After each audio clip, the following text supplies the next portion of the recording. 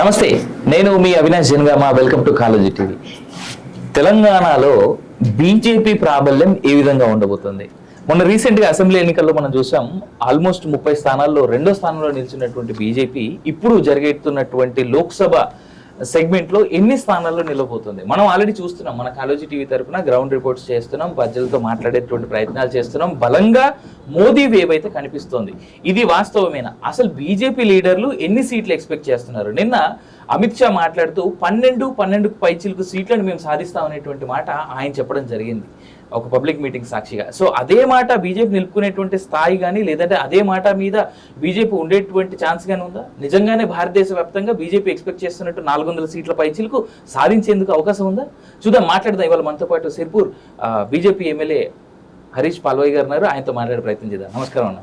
నమస్తే. మీరు చెప్పండి, నిజంగా బీజేపీ అంటే తెలంగాణ వైపు ఒక 2 నిమిషాలు లేటుగా వద్దాము. ముందు మీరు చెప్పండి, అసలు దేశవ్యాప్తంగా 400 పైచిలకు సీట్లు సాధించేందుకు అవకాశం ఉందా? ఎందుకంటే కాంగ్రెస్ ఎజెండా కానీ, కాంగ్రెస్ చేస్తున్నటువంటి మాటల యుద్ధం కానీ, లేదంటే చాలామంది యూట్యూబర్స్ చేస్తున్నటువంటి ఇది కానీ, లేదంటే కాంగ్రెస్ రోజు రోజుకి బలంగా తీసుకెళ్తున్నటువంటి ప్రాపగాండా కానీ, మీరు తట్టుకునే శక్తి మీకుందా బీజేపీ పార్టీకి? నా అంచనా ప్రకారం అయితే 400 సీట్లకు దరిదాపుగా భారతీయ జనతా పార్టీ గెలిచే అవకాశం ఉంది.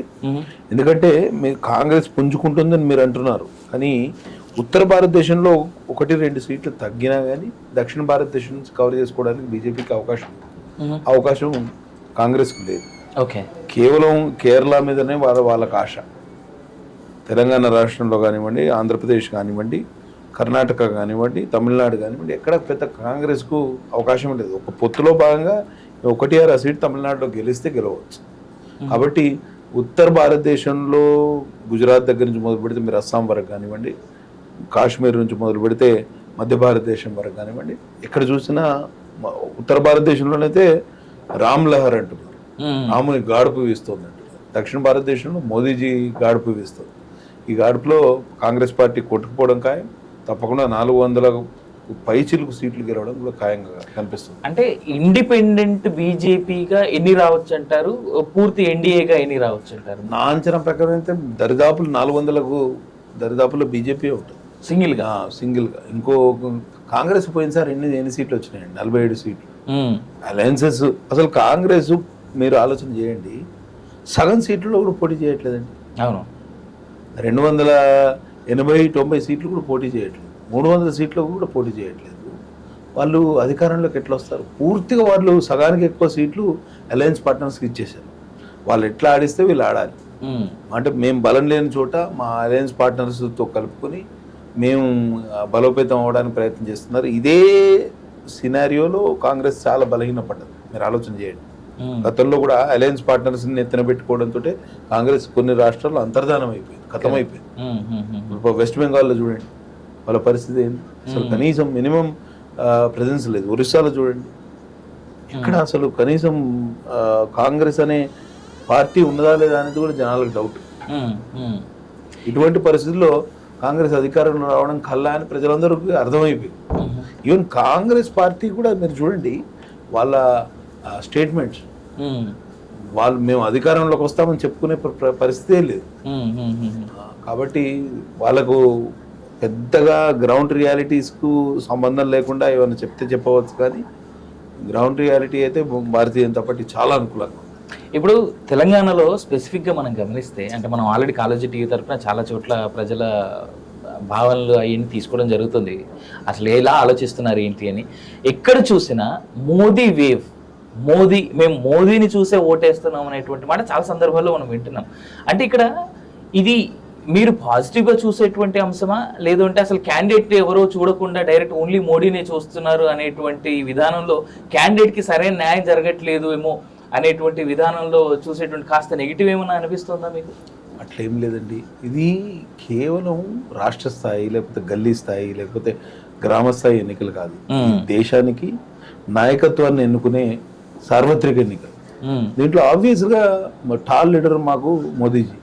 ఆయన పేరు మీద ఓట్లాడడం తప్పేమీ లేదు. నిన్న కాకమొన్న మోదీజీ అప్పీల్ చేశారు, మీరు వేసే ప్రతి ఓటు నాకే చెందుతుంది, నాకు వేసినట్టే, కాబట్టి నన్ను చూసి ఓటేమని అడిగారు. దాంట్లో తప్పేం లేదండి. చాలా ఇందిరాగాంధీ ఉన్నప్పుడు కూడా అట్లనే చేసింది, నన్ను చూసి ఓట్లేయండి, అభ్యర్థులను చూసి, అట్లా నిరంకుశత్వానికి అవకాశం అనేది కాదు. కానీ టాల్ లీడర్ ఉన్నప్పుడు ఒక అభ్యర్థిని మనం ప్రొజెక్ట్ చేసినప్పుడు పార్టీకి లాభం జరుగుతుంది అంటే పార్టీ ఆ స్టాండ్ కూడా తీసుకోవచ్చు. ఏ పార్టీ అయినా తీసుకుంటుంది అడ్వాంటేజ్. రైట్. రేవంత్ రెడ్డి మాటల యుద్ధం చూస్తున్నాం. నిన్నటి నుంచి కేసీఆర్ స్టార్ట్ చేసినటువంటి బస్సు యాత్రలో కూడా చూస్తున్నాం. కేవలం తలంబరాలు పంచిపెట్టి దేవుని పేరు మీద మాత్రమే వీళ్ళు ఓట్లు అడుక్కోవడానికి వస్తున్నారు. అక్షింతలు పెట్టి హారతులు ఇచ్చి ప్రసాదం పెట్టి ఓట్లు వేయమంటే ఎవడు ఓట్లు వేస్తాడు? దేశానికి ఏం చేసింది ఈ బీజేపీ ప్రభుత్వం? అసలు తెలంగాణకి ఏం చేసింది? ఎందుకు బీజేపీ వాళ్ళు ఓట్లు అడుక్కుంటారు అనేటువంటి మాట ఇటు కేసీఆర్ నుంచి వస్తుంది, రేవంత్ రెడ్డి నుంచి వస్తుంది. దీని మీ కౌంటర్ ఏంటి? అసలు తెలంగాణ రాష్ట్రంలో రైల్వేల ఆధునీకరణ కానివ్వండి, రైల్వే స్టేషన్ల ఆధునీకరణ కానివ్వండి, జాతీయ రహదారుల నిర్మాణం కానివ్వండి, అసలు కేంద్ర ప్రభుత్వ నిధులు మీరు ఒకసారి 10 years ఆఫ్ యూపీఏ గవర్నమెంట్ చూడండి, తర్వాత 10 years ఆఫ్ మోదీజీ గవర్నమెంట్ చూడండి. డెఫినెట్లీ సెంట్రల్ అసిస్టెన్స్ ఏదైతే ఉంటుందో అప్పుడు 38% ఉండే ఇప్పుడు 42% వాటా ఇస్తున్నాం. కేంద్ర ప్రభుత్వం తనకు వచ్చే ఆదాయంలో 38% మాత్రమే రాష్ట్రాలకు ఇచ్చేది. ఇప్పుడు 4% ఇచ్చాం, అందరికి ఇచ్చినట్టు వీళ్ళకి కూడా ఇచ్చాం, దాంట్లో డౌట్ ఏం లేదు. జాతీయ రహదారులు చూడండి, ఎక్కడికక్కడ ఎంత 4 లేన్ల జాతీయ రహదారులు ఎన్ని చోట్ల తయారైంది. ఇక్కడ హైదరాబాద్ విజయవాడ కానివ్వండి, హైదరాబాద్ వరంగల్ కానివ్వండి, మంచిర్యాల మహారాష్ట్ర కానివ్వండి, మిగతా ప్రాంతాల్లో ఎక్కడ చూసినా జాతీయ రహదారుల నిర్మాణం పూర్తిగా అయింది. తెలంగాణ రాష్ట్రంలో రైల్వే లైన్ల ఆధునీకరణ పూర్తిగా జరిగింది. మన విజయవాడ నుంచి కాజీపేట కానివ్వండి, కాజీపేట నుంచి బలార్షా కానివ్వండి, అన్ని 3 lanes అయిపోయినాయి. ఫ్రైట్ కారిడార్ స్టార్ట్ చేశారు. మనకు చర్లపల్లి టెర్మినల్ డెవలప్ చేస్తున్నారు, సికింద్రాబాద్ టెర్మినల్ చేస్తున్నారు. డైరెక్ట్గా సెంట్రల్ అసిస్టెన్స్ పాసిబుల్ ఉన్న ఏరియాస్లో చాలా డెవలప్మెంట్ కనిపించింది. కానీ రాష్ట్రానికి డబ్బులు ఇచ్చి మీరు ఖర్చు పెట్టండి, లేకపోతే మీరు ప్రాజెక్ట్ ఎగ్జిక్యూట్ చేయమన్న దగ్గర మనం చెతికిల పడ్డాం. ఎందుకంటే రాష్ట్ర వాటా 20% కానివ్వండి, 40% కానివ్వండి, వీళ్ళు ఇచ్చే పరిస్థితి లేదు. కనీసం వాళ్ళు అక్కడ ల్యాండ్ అక్విజిషన్ కూడా సహకరించిన పరిస్థితి. ఇప్పుడు outer ring, regional ring road ఉందండి, ఎన్ని రోజుల నుంచి మేము ఎత్తి నోరు మొత్తుకుంటున్నారు మా వాళ్ళు. మీరు కనీసం ల్యాండ్ అక్విజిషన్ సహకరించారంటే ఇన్ని రోజులు ల్యాండ్ అక్విజిషన్ కూడా తీసుకోలేదు. అదొకవేళ ఒక రీజనల్ రింగ్ రోడ్ అయ్యి దానికి ప్యారల్గా ఇంకొక రైల్వే లైన్ అయితే మొత్తం సగం తెలంగాణ డెవలప్ అయిపోతుందండి. అట్లాంటి ఆలోచన ఎక్కడ కూడా కేసీఆర్ గవర్నమెంట్ చేయలేదు. ఇప్పుడు రేవంత్ రెడ్డి గవర్నమెంట్ అయితే పూర్తిగా దివాలా తీసింది. బిచ్చగత్తెలాగా అన్ని ఆర్బీఐ దగ్గర ఇప్పుడు ఇవాళ మొన్న 23వ తేదీ కూడా 1500 కోట్ల రూపాయలు ఆర్బీఐ బాండ్ల ద్వారా వేలం వేస్తే కానీ వీళ్ళకి పూట గడవలేదు.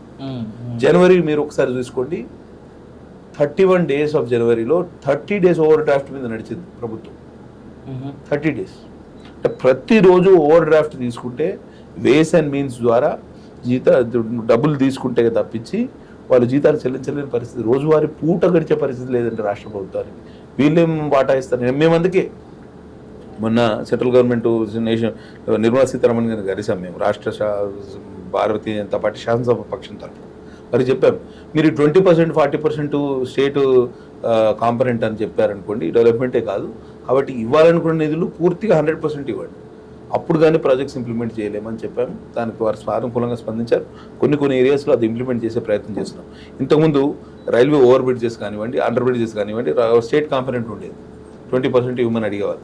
ఇప్పుడు మొత్తం 100% సెంట్రల్ కాంపనెంట్ ఇస్తున్నాం. దాంట్లో మేము కాకినాడలో కూడా ఒక 3-4 అండర్ బ్రిడ్జ్లు, ఒక మేజర్ బ్రిడ్జ్, అవన్నీ ఒక నేషనల్ హైవే, ఇవన్నీ శాంక్షన్ చేయించుకొని వచ్చాము. ఇది టోటల్ 100% సెంట్రల్ అసిస్టెన్స్. దీంట్లో రాష్ట్రానికి సంబంధం లేదు. ఇంప్లిమెంటింగ్ ఏజెన్సీస్ కొన్ని ఇప్పుడు ఆర్ఎన్బి, ఇప్పుడు సెంట్రల్ రోడ్ ఇన్ఫ్రాస్ట్రక్చర్ ఫండ్ కింద ప్రతి నియోజకవర్గానికి దాదాపు 20 నుంచి 25 కోట్ల రూపాయల ఒక రోడ్డు కానీ బ్రిడ్జ్ కానీ ఇచ్చింది సెంట్రల్ గవర్నమెంట్. అందులో మా బీజేపీ ఎమ్మెల్యేలకు సంబంధించిన 5గురికి కూడా ఫండ్స్ వచ్చినాయి. దాంట్లో కూడా టోటల్ 100% సెంట్రల్ కాంపనెంట్ ఉంటేనే ఏదైనా పని చేయగలుగుతున్నాం. స్టేట్ కాంపనెంట్ ఎక్కడున్నా కూడా అది వెనకబడుతుంది. ఎందుకంటే వీళ్ళు ఆ 20% కాంపనెంట్ కూడా సరిదే పరిస్థితులు లేరు. స్టేట్ గవర్నమెంట్ చాలా దివాలా తీసిందండి. అసలు రాష్ట్ర ఆర్థిక పరిస్థితి చూస్తుంటే చాలా బాధాకరంగా ఉంది.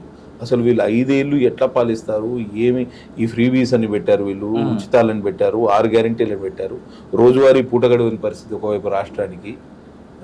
ఇటువంటి పరిస్థితుల్లో వీళ్ళు అడ్డగోలుగా హామీలు ఇచ్చి రాష్ట్రాన్ని ఇంకా అధోగతి పాలు చేస్తారనేది బాగా మాకందరికీ ఇబ్బందికరమైన పరిస్థితి. గ్రౌండ్లో చిన్న పనులు చేయలేని పరిస్థితి.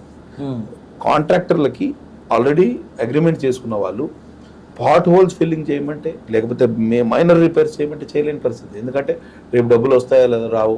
పెండింగ్ బిల్లులే దాదాపు 30,000-40,000 కోట్ల రూపాయల పెండింగ్ బిల్లులు ఉన్నాయి రాష్ట్రంలో అన్ని డిపార్ట్మెంట్స్ కలిపి. వీళ్ళు ఎక్కడి నుంచి తీసుకొస్తారు? చాలా గ్రౌండ్ రియాలిటీస్లో చాలా ఇబ్బందికరమైన పరిస్థితి. ట్రెజరీలో కానివ్వండి, ఈ కాంట్రాక్టర్స్ ఇష్యూలో కానివ్వండి, చాలా ఇబ్బందులు. సార్, ఇదే సందర్భంలో నాకు మాట చెప్పండి, తెలంగాణకి స్పెసిఫైడ్గా బీజేపీ పార్టీ ఏం చేసిందని ఇవాళ బీజేపీని చూసి లేదా మోదీని చూసి ఓటేయాలి తెలంగాణ ప్రభుత్వం, తెలంగాణ ప్రజలు స్పెసిఫైడ్గా? గరీబ్ కళ్యాణ్ యోజన కింద తెలంగాణ రాష్ట్రంలోని తెల్ల రేషన్ కార్డు దారులందరికీ ఉచిత 5 కిలోల రేషన్ బియ్యం ఇచ్చింది మోదీ ప్రభుత్వం, ₹1 ఖర్చు లేకుండా. మళ్ళీ 5 సంవత్సరాలు ఇస్తామని ప్రమాణం చేస్తాం, కట్టుబడి ఉన్నాం దానికి. ఒకవైపు దీనివల్ల ఈ పీడిఎస్ రైస్ డిస్ట్రిబ్యూషన్ సిస్టమ్ వల్ల రైతులకు లాభం కూడా జరుగుతుంది, గిట్టుబాటు ధర దొరుకుతుంది. మినిమం సపోర్ట్ ప్రైజ్ని కేంద్రమే అమలు చేస్తుంది. 1, 2 స్వచ్ఛ భారత్ కింద ఇవాళ బహిర్భూమికి వెళ్ళడానికి, బయటికి వెళ్ళి ఏదో ఓపెన్ ఏరియా డెఫికేషన్ ఏదైతే ఉండిందో ఇదివరకు, అది పూర్తిగా చాలా వరకు తగ్గింది. నాకు తెలిసి నేను గ్రామీణ ప్రాంతాలకు సంబంధించిన అంశం కాబట్టి, మాది పూర్తిగా గ్రామీణ కాన్స్టిట్యున్సీ కాబట్టి నేను చెప్పగలుగుతాను, ట్రైబల్ కాన్స్టిట్యున్సీ కాబట్టి, ఫారెస్ట్ ఏరియాస్ కొండలు గుట్టలతో నిండి ఉన్న ప్రాంతం కాబట్టి నేను చెప్పగలుగుతాను. ఓపెన్ ఎయిర్ డిఫికేషన్ కానీ, ఓపెన్ బహిరంగ మలమూత్ర విసర్జన ఏదైతే చాలా వరకు కట్టడి అయిపోయింది.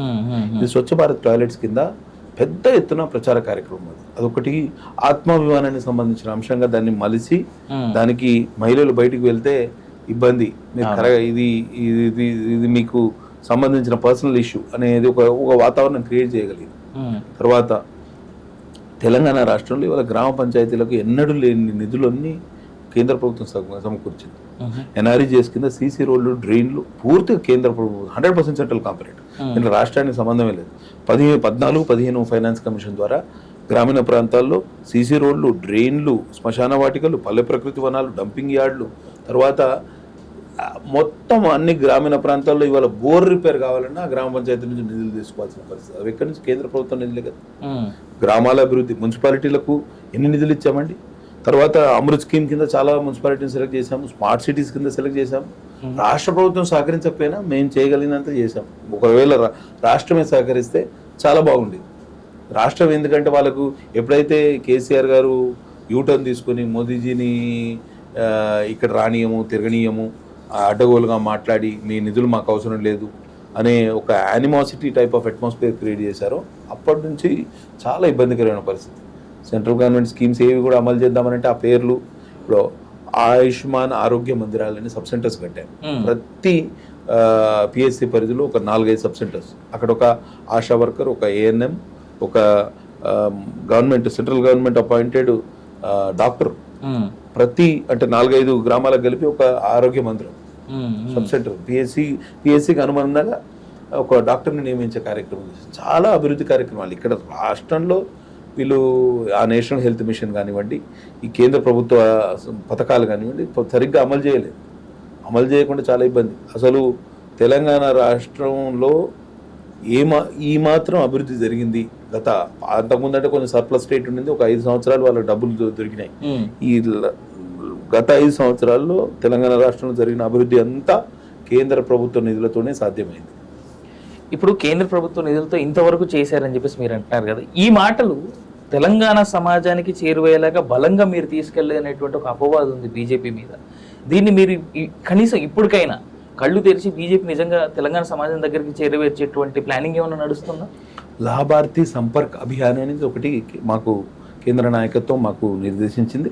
ప్రతి ఊర్లో, ప్రతి బూత్లో ఎంతమంది కేంద్ర ప్రభుత్వ లబ్ధిదారులు ఉన్నారు, ఈ ఫసల్ బీమా యోజన కానివ్వండి, కిసాన్ సమ్మాన్ నిధి కానివ్వండి, గరీబ్ కళ్యాణ్ యోజన కానివ్వండి, ఉజ్వల పథకం కానివ్వండి, స్వచ్ఛ భారత్ టాయిలెట్లు కానివ్వండి, ఇవన్నీ పథకాలు ఏవైతే కేంద్ర ప్రభుత్వం అమలు చేస్తుందో ఈ పథకాల లబ్ధిదారుల చిట్టాను స్థానిక నాయకత్వాలు బూత్ అధ్యక్షులకు ఇచ్చారు. వాళ్ళ ద్వారా ఒక్కొక్కరికి ఇంటికి చేరుకొని కరపత్రం ఇవ్వాలి, మేము మీ గ్రామంలో చేసిన అభివృద్ధి ఇది అని చెప్పే ప్రయత్నం మేము చేశాం. ఇంకా కార్యక్రమం లాభార్థి సంపర్క అభియాన్ నడుస్తుంది. ఒక మాట నిజం ఏంటంటే, అంటే ప్రాపర్గా రాష్ట్ర వ్యాప్తంగా అన్ని చోట్ల పార్టీ యంత్రాంగం అంతా పుంజుకోవాల్సినంత పుంజుకోలేదు.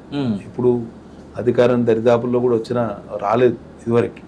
కాబట్టి ఈ కొంచెం ఆ లెవెల్ ఆఫ్ యాక్సెప్టెన్స్ కానివ్వండి, ఆ లెవెల్ ఆఫ్ థింకింగ్ కావాలంటే కొంచెం టైం పడుతుంది. తప్పకుండా భవిష్యత్తు ఎట్లాగో బీఆర్ఎస్ అంతర్ధానం అయిపోయింది. ఆ స్పేస్ అంతా బీజేపీ ఆక్యుపై చేస్తుంది. నెక్స్ట్ 5 ఎలక్షన్స్లో 1 నేషన్ 1 ఎలక్షన్ వస్తుంది. అప్పుడు మేము కాంగ్రెస్ను కొట్టడం చాలా మాకు ఈజీ టాస్క్ అవుతుంది. తప్పకుండా ఈ భారతీయ జనతా పార్టీ ప్రభుత్వాన్ని ఏర్పరచడానికి మేమందరం శక్తి వంచన లేకుండా కృషి చేస్తాం. సార్, ఈ మాటను ఎట్లా కౌంటర్ చేస్తారు సార్? అటు కేసీఆర్ కానీ రేవంత్ రెడ్డి కానీ చాలా బలంగా చెప్పేటువంటి మాట ఏంటంటే బీజేపీ కేవలం నమ్ముకున్నది పోలరైజ్డ్ ఓటింగ్ని మాత్రమే, ముస్లిం కమ్యూనిటీని తిడుతూ కేవలం హిందువుల ఓట్లను మాత్రమే నమ్ముకున్నది, దేవుడు గుడి ఎంతసేపు అక్షింతలు ప్రసాదాలు అనేటువంటి మాటను ఎట్లా కౌంటర్ చేస్తారు మీరు? మరి అట్లంటే కాంగ్రెస్ కానీ బీఆర్ఎస్ కానీ మైనారిటీ అపీస్మెంట్ పాలిటిక్స్ చేసి కేవలం మైనారిటీలనే టార్గెట్ చేసి కేవలం మైనారిటీ ఓటును నమ్ముకున్నట్టేనా? అవునా? ఇన్ని రోజులు మైనారిటీ అపీస్మెంట్ పాలిటిక్స్. ఇంతకుముందు జై శ్రీరామ్ అనడానికి ఇబ్బంది పడ్డ పార్టీలు ఇవాళ మా కాకినాడలో మేము మొన్న 23వ తేదీ హనుమాన్ జయంతి, కాంగ్రెస్ నాయకులు ఫస్ట్ వచ్చి నిల్చొని జై శ్రీరామ్ అనాల్సిన పరిస్థితి. కాబట్టి మెజారిటీ 80% అబౌవ్ ఉన్న మెజారిటీ పీపుల్ సెంటిమెంట్స్కి వ్యతిరేకంగా ఒక కూటమి కట్టి 20% ఓట్ బ్యాంకుతో మొదలుపెట్టి వీళ్ళని ఆ మెజారిటీ మీద ఎగదోసి వాళ్ళ అవసరాలకు వాడుకొని ఇన్ని రోజులు మమ్మల్ని అనగదొక్కారని మెజారిటీ ప్రజలు ఇప్పుడు గుర్తించారు.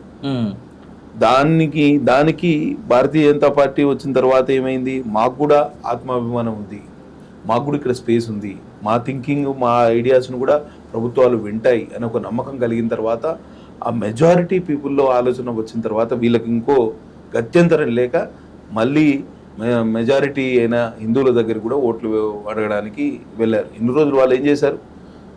దళిత్ కమ్యూనిటీస్ని విభజించారు, క్రిస్టియన్ కమ్యూనిటీస్ని వాళ్ళు దగ్గర పట్టుకున్నారు, ముస్లిం కమ్యూనిటీస్ ఇవన్నీ కలిపి ఒక 20-25% ఓట్ బ్యాంక్ తయారు చేసి ఎందుకు గెలవాలంటే ఇంకో 30-35%, ఇంకో 10-12% ఓట్లు మిగతా అన్ని కులాల నుంచి సేకరించి ఒక ఓటు బ్యాంక్ తయారు చేసి వీళ్ళు విభజించే రాజకీయం చేశారు. దాన్ని ప్రజలు బాగా గుర్తించారు. కాబట్టి భవిష్యత్తులో ఇటువంటి అంటే ఒక్క వర్గాన్ని మచ్చిక చేసుకుంటే ప్రమాదం అనే విషయాన్ని ఇప్పటికైనా గుర్తించినందుకు మనం సంతోషించాలి. సార్, నిన్న అమిత్ షా మాట్లాడుతూ బహిరంగ సభలో తను మాట్లాడుతూ అన్నటువంటి ఓ మాట, ముస్లిం రిజర్వేషన్ తీసేస్తాం, ఆ రిజర్వేషన్ ఎస్సీ ఎస్టీ బీసీలకు ఇస్తామనేటువంటి మాట అన్నది, దీన్ని ఎట్లా సమర్థిస్తారు? 100% సమర్థిస్తామండి.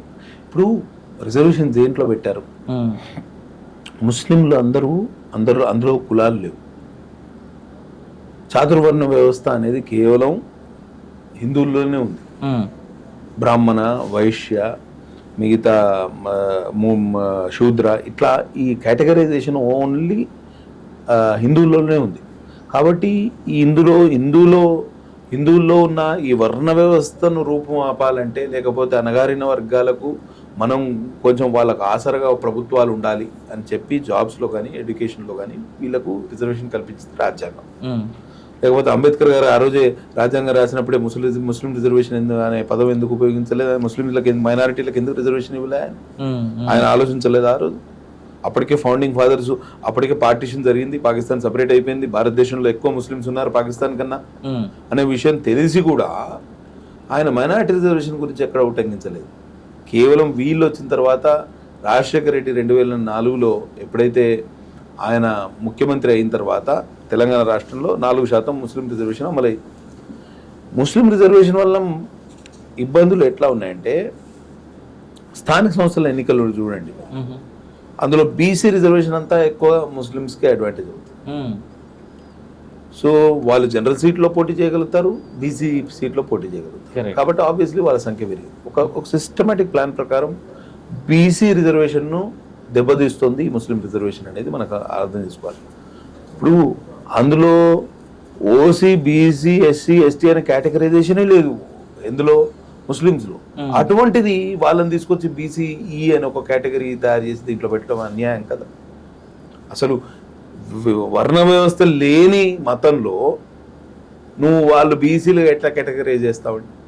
సుప్రీంకోర్టులో ఇంకా అది తీర్పున అది మన కేసు నడుస్తుంది. తప్పకుండా ఈ నాకైతే ఎందుకంటే మత ప్రాతిపదికన రిజర్వేషన్లు అనేది కాదు కాన్సెప్ట్, రాజ్యాంగం రాసింది. కుల ప్రాతిపదికన మాత్రం రిజర్వేషన్లు ఇచ్చిన రాజ్యాంగంలో మీరు కొత్తగా మత ప్రాతిపదికన రాజ్యాంగం ఈ రిజర్వేషన్లు అనే పదాన్ని చొప్పించి ఇదంతా ఇబ్బందికరమైన పరిస్థితి. ఈ పాయింట్ అమిత్ షా గారు నిన్న చెప్పింది ఏంటంటే 4% రిజర్వేషన్ ఏదైతే ముస్లిమ్స్కి ఇచ్చామో ఆ రిజర్వేషన్ విత్డ్రా చేసుకొని దానికి అనుగుణంగా ఏ వర్గాలైతే ఇంకా రిజర్వేషన్ అంటే దామాషా పద్ధతి జనాభా ప్రాతిపదికన ఎవరికైతే రిజర్వేషన్ పెంచాల్సిన అవసరం ఉందో వాళ్ళు పెంచుతాం.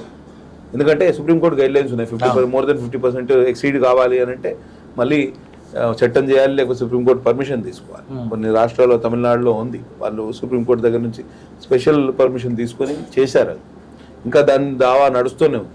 కాబట్టి ఆయన చెప్పింది కరెక్ట్. మత ప్రాతిపదికన రిజర్వేషన్లకు వ్యతిరేకంగా భారతీయ జనతా పార్టీ పోరాటం చేస్తుంది.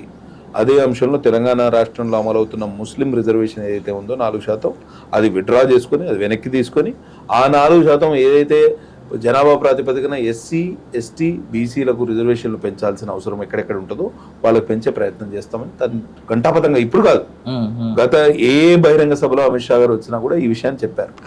ఆదిలాబాద్ లో చెప్పారు ఆయన, నిర్మల్లో చెప్పారు ఆయన, తర్వాత నిన్న సిద్దిపేటలో చెప్పారు, అంతకుముందు ఈ తుక్కుగూడలో చెప్పారు. ఎక్కడ జరిగినా కూడా ఆయన ఈ విషయాన్ని చెప్పారు. దాంట్లో భేదాభిప్రాయాలకు అవకాశమే లేదు. బట్ ఆ పాయింట్ మీకు నెగిటివ్ అవ్వదు, ఎందుకంటే ముస్లిం ఓట్లు ప్రాపర్గా అసలు మీకు పడేందుకు అవకాశం కూడా ఉండదుగా, వాళ్ళ రిజర్వేషన్ తీసేసి చేస్తామంటే. మేమేమంటాం, కేవలం ఓటు బ్యాంక్ రాజకీయం చేస్తే రాజకీయం నడవదండి. ఇవాళ ఫ్రీ బీస్ అనే ఉచిత గ్యారంటీలు 6 గ్యారంటీలు అని చెప్పింది కాంగ్రెస్. 4 నెలల్లో ఎంత అప్రతిష్ట మూట కట్టుకుందండి. ఇవాళ ఏమన్నాడు రేవంత్ రెడ్డి గారు, మేము ఈ రాష్ట్రంలో లంకె బిందెలు ఉన్నాయనుకుంటే ఖాళీ కుండలు దొరికాయని. నీకు తెలీదా ఖాళీ కుండలు ఉన్నాయని? అంటే అంత వెర్రిబాగులు వాడవాను. నీకు రాష్ట్ర ఆర్థిక పరిస్థితి మీద ఒక అవగాహన లేకుండా ఉచిత హామీలు ఇచ్చావా, నువ్వు గ్యారంటీలు ఇచ్చావా? నువ్వు వైట్ పేపర్ రిలీజ్ చేశారండి మీరు రాష్ట్ర ఆర్థిక పరిస్థితి అసెంబ్లీలో. దాంట్లో అయితే ఉన్నాయి, అప్పులు ఎన్ని ఉన్నాయి, వడ్డీలు ఎంత ఉంది, మీ పరిస్థితి ఎంత, రోజువారీ రాబడి ఎంత, రోజువారీ ఖర్చు ఎంత, ఇదంతా మీకు చిట్టా అంతా మీ చేతిలో ఉంది. ఇప్పుడు వచ్చి ఖాళీ కుండలంటే ముందే చేతిలో అవుతుంది. జూన్ 4 నాడు వచ్చే ఏవైతే రిజల్ట్స్ ఉన్నాయో దానికి ముందే ఆయన ప్రిపేర్ అవుతున్నట్టు కనిపిస్తుంది రేవంత్ రెడ్డి గారు. అంతకుమించి ఏం లేదు. అంటే ఆల్రెడీ మెంటల్గా అందరూ ఫిక్స్ చేసి మెంటల్గా ఆయన కూడా ప్రిపేర్ అవుతున్నాడు, జనాలను కూడా ప్రిపేర్ చేస్తారు. రైట్. ఇక మన తెలంగాణలో ఉన్నటువంటి 17 సెగ్మెంట్లలో సరే ఒక సెగ్మెంట్ మాత్రం చాలా ఇంట్రెస్టింగ్గా కనిపిస్తుంది, అది హైదరాబాద్ సెగ్మెంట్. ఎలా చూస్తున్నారు సార్? ఎందుకంటే మాధవీలత అనేటువంటి పేరు పార్టీ టికెట్ అనౌన్స్ చేసిన తర్వాత పార్టీలోకి వచ్చినటువంటి వ్యక్తి. ఆవిడ చాలా వ్యతిరేకత కూడా చూసాం మనం ఇన్సైడ్ పార్టీలో కూడా ఏ రకంగా జనాలు రిసీవ్ చేసుకున్నారు అనేటువంటిది. అఫ్కోర్స్ అప్పటికే ఆమె చాలా నాయిస్ అయితే చేయడం జరిగింది అన్ని వేదికల సాక్షిగా మాధవీలత గారు. సో అలాంటిది ఇవాళ ఆవిడ మీద ఒక కేసు, మొన్న ఆవిడ చేసినటువంటి ఒక ఇషారాని చూసి బాణం వేస్తున్నట్టు అది దర్గా పైన. సో దాన్ని ఎలా చూస్తారు? I mean isn't it a little over promotional activity లాగా కనిపించలేదా మీకు? అంటే పార్టీ ఇలాంటి యాక్షన్స్ని ఎలా సమర్థిస్తుందా అనేటువంటి ప్రశ్న. అది యాక్చువల్గా తను కూడా ఎక్స్ప్లెనేషన్ ఇచ్చారు ఆ రోజు జరిగింది ఏంటి అని. తర్వాత సరే ఎలక్షన్ కమిషన్ పంపించిన నోటీస్ కూడా రిప్లై ఇచ్చారు. యాక్షన్ ఎలక్షన్ కమిషన్ ఏం తీసుకున్నా శిరసావహించాల్సింది, అది వేరే విషయం.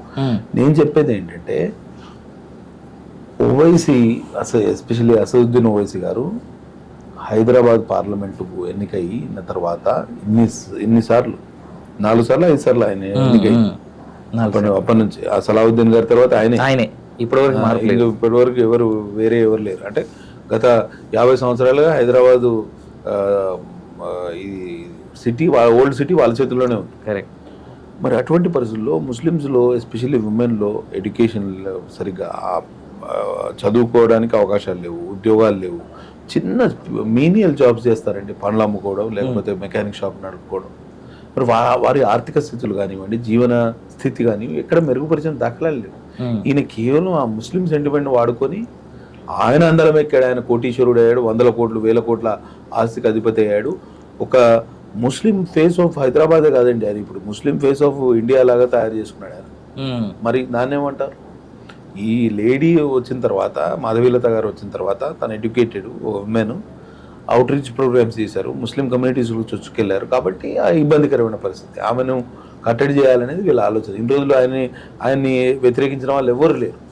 కాబట్టి ఫస్ట్ టైం ఒక లేడీ కాబట్టి ఆమె మీద వీళ్ళు ముప్పేట దాడి చేసే ప్రయత్నం చేస్తున్నారు. సోషల్ మీడియా వేదిక కానీ వేరే ప్రాంతాల్లో కానీ నిన్నటి నిన్న మసీదుల్లో దాంట్లో ఏమేమి జరుగుతున్నాయి మనం అన్నీ చూస్తున్నాం. ఆమెకు వ్యతిరేకంగా కుట్రలు జరుగుతున్నాయి. ప్రజలందరూ గుర్తించాల్సిన అవసరం ఉన్నది. ఈ ఓవైసీ గారి కబంధ హస్తాల నుంచి ఓల్డ్ సిటీని పడేయాలి.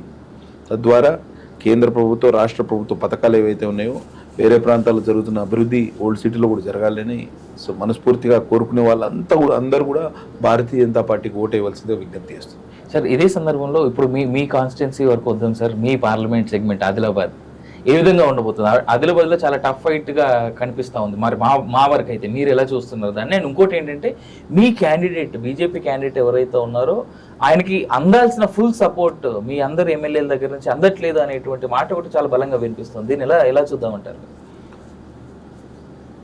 ఆ క్యాండిడేట్ చాలా సౌమ్యుడు, మృదు స్వభావి. గతంలో 4 సార్లు ఎమ్మెల్యేగా, రాష్ట్ర మంత్రిగా, ఎంపీగా పనిచేశారు. ఆయన చదువుకున్నవాడు, టీచర్గా జాబ్ రిజైన్ చేసి తను రాజకీయాలకు వచ్చారు. అంతకుముందు వాళ్ళ తండ్రి కూడా ఒకసారి ఎమ్మెల్యే చేశారు, తర్వాత తన మంత్రి కూడా చేశారు, గూడెం రామారావు గారు. సో మంచి రాజకీయ నేపథ్యం నుంచి ఆయన వచ్చాడు. ఎవరికి ఇబ్బంది కలిగించిన పరిస్థితి లేదు. సరే, అభ్యర్థిత్వం విషయాలు పక్కన పెడితే ఎమ్మెల్యేల నుంచి సహకారం అందలేదనేది వట్టి మాట. అందరం కలిసాము, అందరం మీటింగ్లు పెట్టుకున్నాము, నామినేషన్కి అందరం వెళ్ళాము. ఇప్పుడు త్వరలోనే మాకు ఇంకో పెద్ద బహిరంగ సభ కాకినాడలో ఉండే అవకాశం ఉంది. అమిత్ షా గారు వచ్చే అవకాశం ఉంది. ఇంకా కన్ఫర్మ్ కాలేదు, ఇవాళ సాయంకాలం కన్ఫర్మ్ అయితే. సో సహకారం మీరు జూన్ 4 నాడు ఈ ఎలక్ట్రానిక్ ఓటింగ్ మిషన్స్ ఓపెన్ చేసే రోజు, కౌంటింగ్ రోజు మీరు చెప్పండి. మీరు ఈ మాట అనాలి. 2 లక్షలకు పైచీలకు మెజారిటీతో Adilabad parliament seat Bharatiya Janata party గెలవబోతుంది. మా అభ్యర్థి గూడెం నాగేష్ గారు గెలవబోతున్నారు. తెలంగాణలో ఎన్ని సీట్లు ఎక్స్పెక్ట్ చేస్తున్నారు సార్ అవుట్ రేట్గా? మేము 8 మంది మనస్ఫూర్తిగా కోరుకునేది అంటే 12 మంది ఎంపీలు గెలవాలి. మొత్తం మా టాలీ 20 మంది మెంబర్స్ చట్టసభల్లో ఉండాలి భారతీయ జనతా పార్టీ అని మనస్ఫూర్తిగా కోరుకుంటున్నాం. దరిదాపుల్లో సర్వేస్ కూడా ఆ నెంబరే సూచిస్తుంది. సార్ ఇంకో మాట చాలా బలంగా వినిపిస్తుంది, షాడో టీమ్స్ చాలా అగ్రెసివ్ గా పనిచేస్తున్నాయి. షాడో టీమ్స్ అనేటువంటి మాట కూడా ఇది అంటే వాస్తవమేనా, లేదంటే నార్మల్గా జనాలు అనుకుంటున్నట్టు చేస్తున్నాయి? అంటే ఏ కేంద్ర ఇప్పుడు ఈ జాతీయ పార్టీలు అన్నీ చేస్తాయి, కొత్తగా ఏం లేదు. వీళ్ళు కొంచెం అంటే గ్రౌండ్ అభ్యర్థి రోజు ఎక్కడెక్కడ తిరుగుతున్నారు, వాళ్ళకి సహకారం ఏ రకంగా ఉంది, లోకల్ లీడర్స్ సహకరిస్తున్నారు అంటే గ్యాప్స్ ఫిల్ చేయడానికి వాళ్ళకు ఒక అవకాశం. రోజువారీ రిపోర్ట్స్ తయారు చేసి ఇది ఫీడ్బ్యాక్ సిస్టమ్ అనేది ఏ పార్టీలో ఉంటుంది, మా పార్టీలో కూడా ఉంది. మంచి బ్రహ్మాండంగా పనిచేస్తున్నాం, వాతావరణం బాగుంది. మీరు చూడండి, ఆ రామ్ లహర్ మోదీ లహర్ ఏదైతే రాముని గడుపు మోదీ గడుపులో కాంగ్రెస్ పార్టీని పూర్తిగా ఖతం చేస్తాం తెలంగాణ రాష్ట్రంలో. మాకు కూడా అస్తిత్వ సమస్య. ఈ 9 ఎమ్మెల్యేలు మేము ఏదైతే ఆదిలాబాద్ పార్లమెంట్లో 7 సీట్లు 4 గెలిచాం, ఇంకా 2 సీట్లు బొట్టాబొట్టి మెజారిటీతో కాంగ్రెస్ గెలిచింది. ఖానాపూర్ ఇంకా బోత్. ఒక్క ఆశీర్వాదంలోనే కొంచెం ఇబ్బందికరమైన పరిస్థితి, అది కొన్ని స్థానిక అంశాల వలన జరిగింది. సో అక్కడ మాకు వ్యతిరేకంగా మేము ప్రతిపక్ష ఎమ్మెల్యేలు అని చెప్పి కాంగ్రెస్ పార్టీ ఒక కూటమిలాగా తయారు చేసి ఆ బీఆర్ఎస్లో ఇదివరకు ఉన్న లీడర్లందరినీ తీసుకొని మాకు వ్యతిరేకంగా ఒక కూటమి తయారు చేస్తుంది. ఇది మాకు గెలవడం చాలా ఇంపార్టెంట్. ఒక రకంగా మేము ఇంకా పుంజుకోవడానికి స్థానిక సంస్థల ఎన్నికలకి మేమైతే కార్యకర్తలకు చెప్తున్నాం, మీరందరూ స్థానిక సంస్థల ఎన్నికలకు ప్రిపేర్ అవుతున్నారు. ఇది ప్రీ ఫైనల్ ఎగ్జామ్ లాగా భావించండి. ఫైనల్ ఎగ్జామ్ మీ ఎగ్జామ్ అనుకుందాం. ఇప్పుడు మీరు కష్టపడండి. ఈ మోదీ గాడుపులో రాముని గాడుపులో మనం తప్పకుండా గెలుస్తాం. కానీ పెద్ద మెజారిటీతో గెలిస్తే వాతావరణం మనకు అనుకూలంగా మారి స్థానిక సంస్థల్లో కూడా మనకు లాభం జరుగుతుంది. కాబట్టి వీళ్ళ డామినేషన్, వీళ్ళ ఓవర్ యాక్షన్ కూడా కట్టడి చేసిన వాళ్ళం అవుతాం అని బలంగా తీసుకువెళ్తున్నాం. తప్పకుండా ప్రజలు బ్రహ్మాండంగా స్పందిస్తున్నారు. అంటే అసెంబ్లీ ఎన్నికల్లాగా ఇంకా వాతావరణం వేడెక్కలేదు. పార్లమెంట్ ఎన్నికలు అసెంబ్లీ ఎన్నికలు కలిసి వస్తే వేరే రకంగా ఉంటుంది. పార్లమెంట్ ఎన్నికల్లో యూజువల్గా ఏంటంటే మా పార్లమెంటు నియోజకవర్గంలో 16-17 లక్షల ఓటర్, ప్రతి ఓటర్ని కలవడం ఇంపాసిబుల్ టాస్క్ పార్లమెంట్ ఎన్నికల్లో. అదొకటి ప్రాబ్లం. అన్ని మా దగ్గరే కాదు, దేశవ్యాప్తంగా అట్లనే ఉంటుంది వాతావరణం. ఎందుకంటే ఆ type of charged atmosphere parliament ఎన్నికల్లో ఉండాలని కోరుకోవడం తప్పు. అండ్ దట్టు ఎందుకో ఈసారి పార్లమెంట్ ఎన్నికల్లో చాలా స్లోగానే కనిపిస్తా ఉన్నాయి. ఇక్కడ ఏ నియోజకవర్గం చూసినా కానీ చాలా తక్కువ పికప్ కాలేదు. ఇంకో 4 రోజులైతే పికప్ అవుతుంది.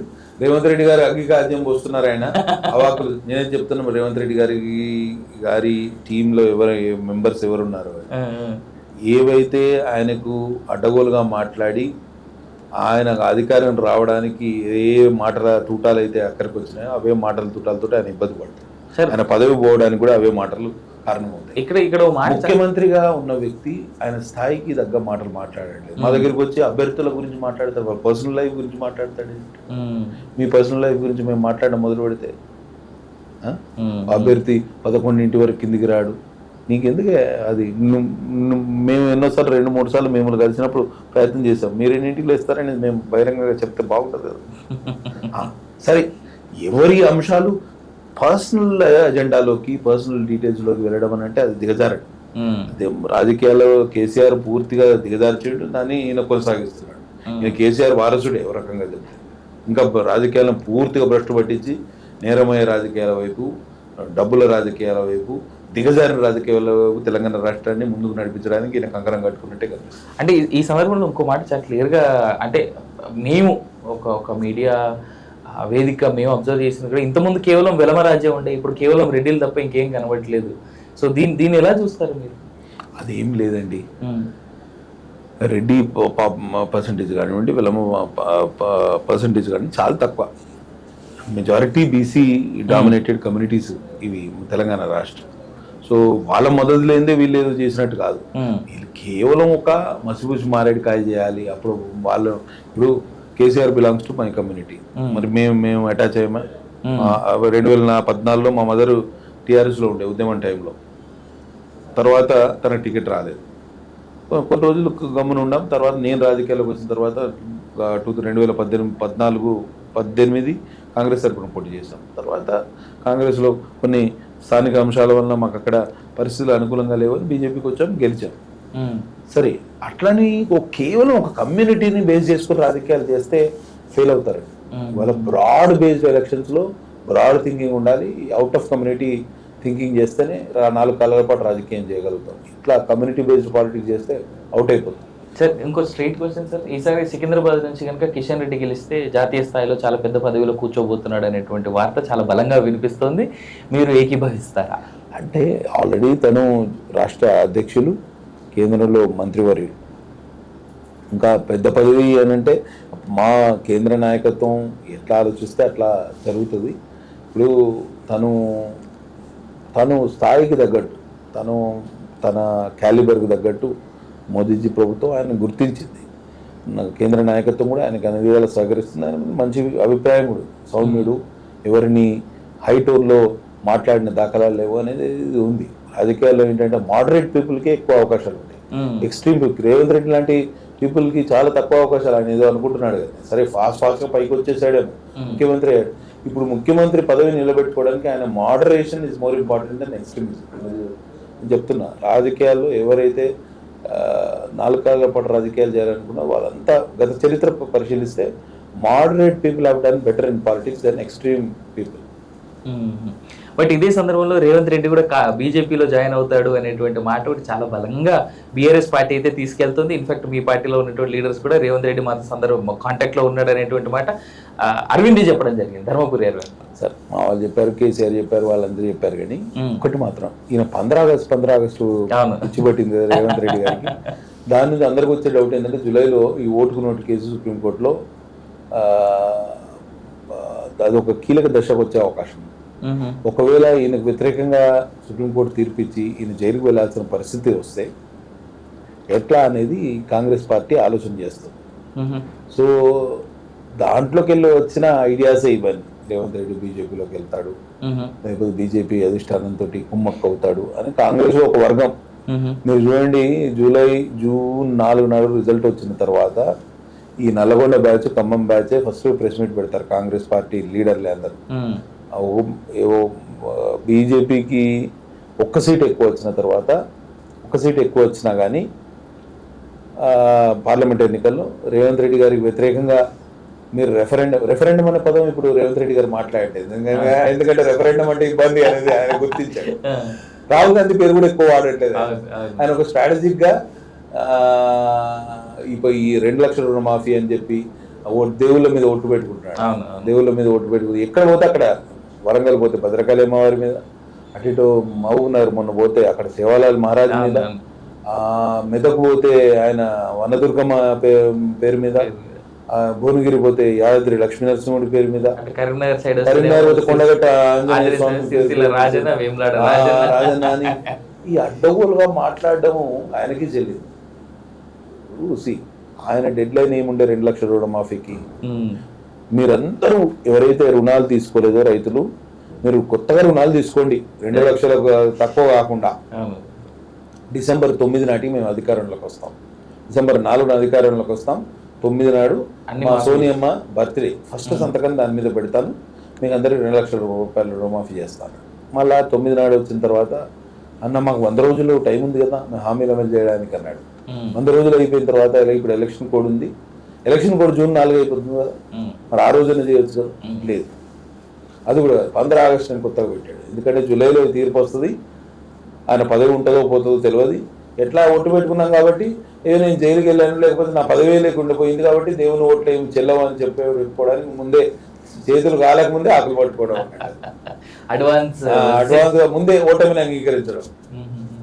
సార్ బలంగా ఎట్లా చూసుకున్నా కానీ చాలా చోట్ల టఫ్ ఫైటే కనిపిస్తుంది కాంగ్రెస్ వర్సెస్ బీజేపీ అనేటువంటి మాట కూడా చాలా వరకు స్థానాల్లో ఉంది, అట్లీస్ట్ 6 స్థానాల్లో ఉంది. అట్లా కొన్ని చోట్ల ట్రయాంగిల్ కూడా ఉంది, కొన్ని చోట్ల 1-on-1 కంటెస్ట్ కూడా ఉంది. ఏదన్నా పాజిటివ్ ఎడ్జ్ మాకే ఉంటుందండి. మీరు చూడండి, ట్రయాంగిల్లో కూడా ఆ పాజిటివ్ ఓటింగ్ అనేది మాకే టర్న్ అయ్యే అవకాశం ఉంది.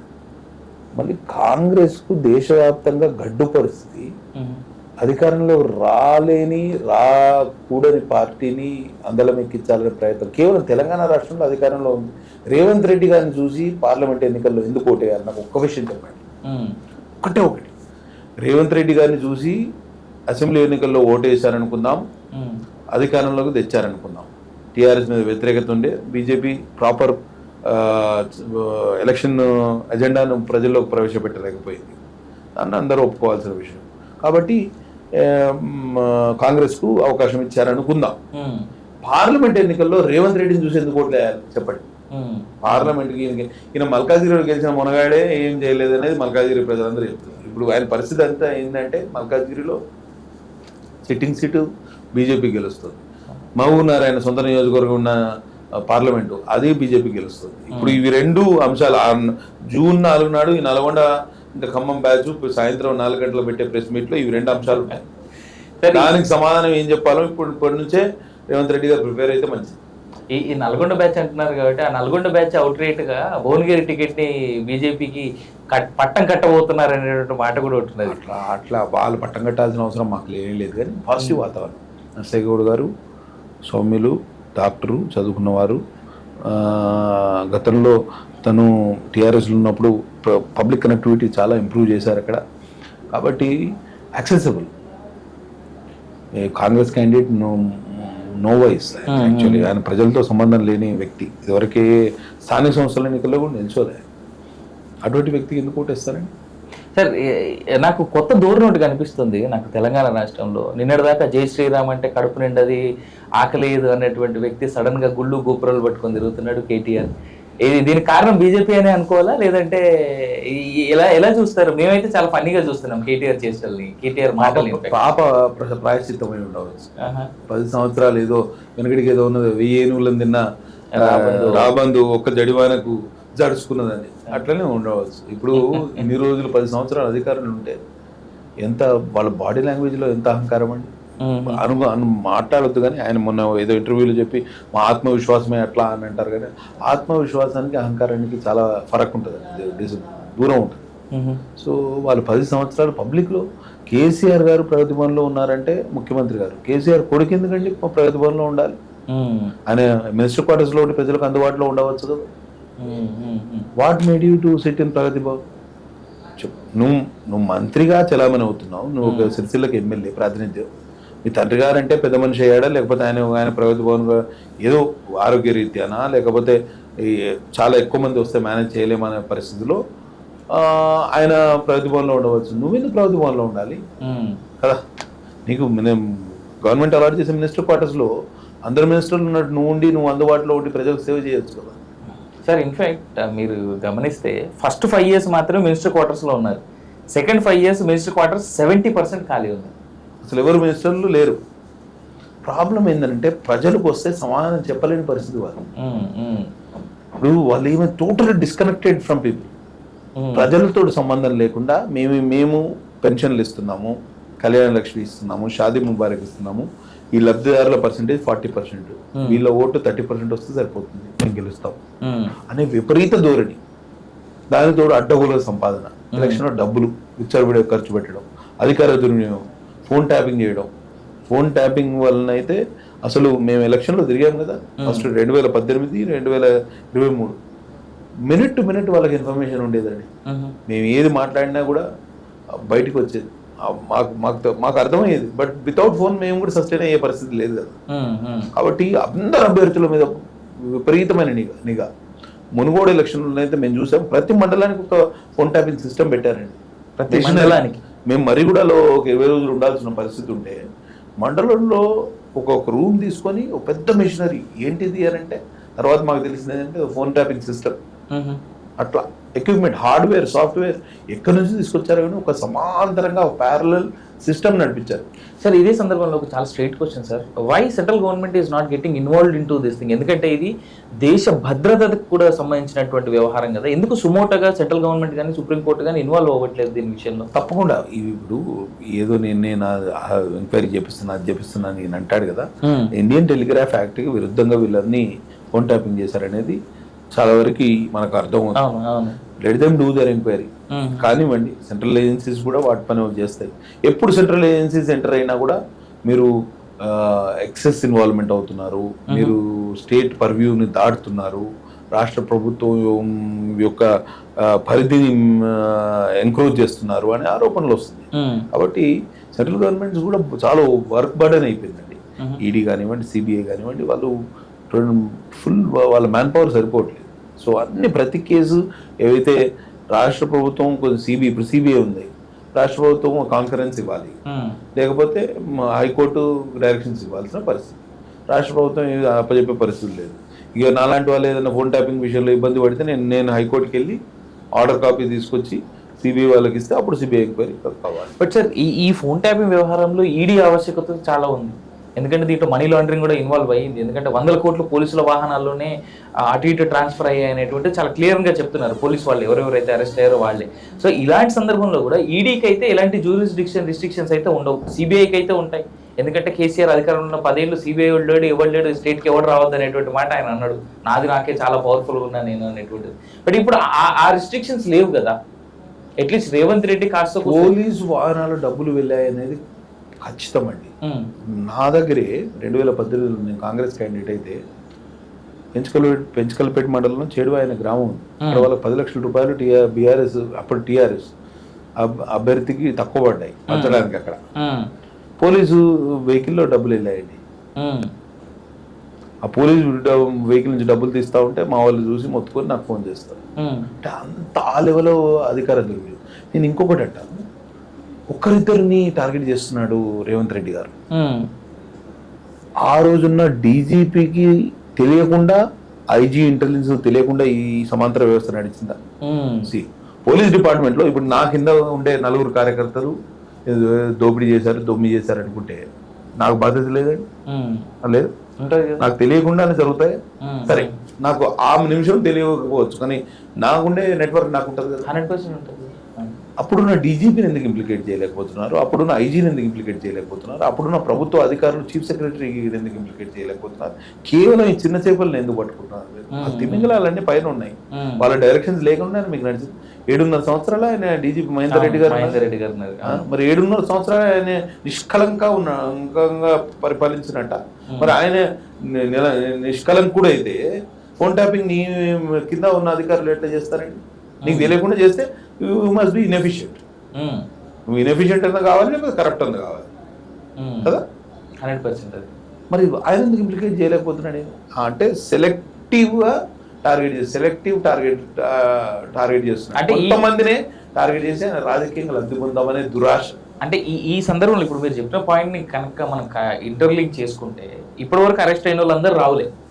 మహేందర్ రెడ్డి సో రెడ్డి అపీస్మెంట్ దీంట్లో ఏమైనా ఉందని ఆ యాంగిల్ కూడా చూడొచ్చు అంటారా, అంటే స్కోప్ ఉందంటారా? అంటే చూడకపోవద్దు కమ్యూనిటీ అని కాదు, కానీ నేనేమంటానంటే ఒక నిష్పక్షపాతంగా ఎంక్వైరీ జరగాలి, ఈ ఫోన్ ట్యాపింగ్ వ్యవస్థ బయటికి రావాలి, భవిష్యత్తులో రిపీట్ కాకుండా చూసుకునే బాధ్యత మనది. ప్రభుత్వ వ్యవస్థలను ఇట్లా ధ్వంసం చేసుకుంటూ పోతే రేపు ప్రజలకి ఏం న్యాయం చేయగలుగుతామండి? ఒక్కొక్క సిస్టమ్ ఇట్లా మొత్తం గాడి తప్పితే ఈయన అన్ని వ్యవస్థలు నాశనం చేశాడు కేసీఆర్.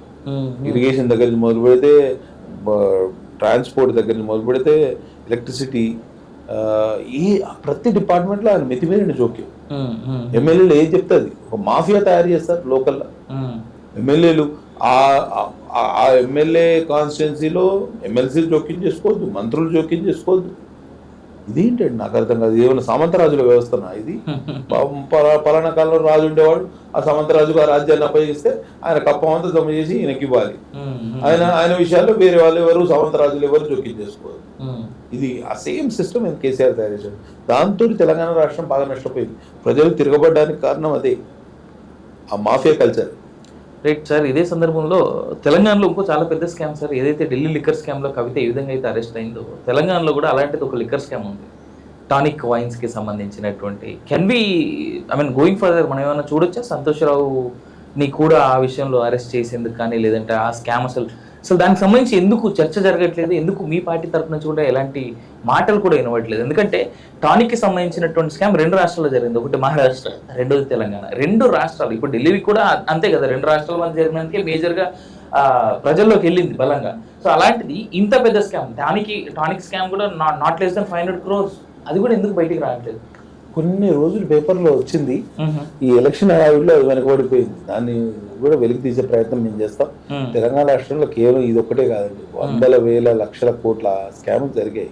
ఇవన్నీ బయటికి తీసుకుంటూ వెళ్ళి దీనికి పరిష్కారం కనుగొనాలంటే చాలా తలకు మించిన భారం. ఒకవైపు ఏమో అభివృద్ధి సంక్షేమంలో కుంటుపడుతుంది రాష్ట్రం, ఇంకోవైపు ఈ స్కామ్ల భారం.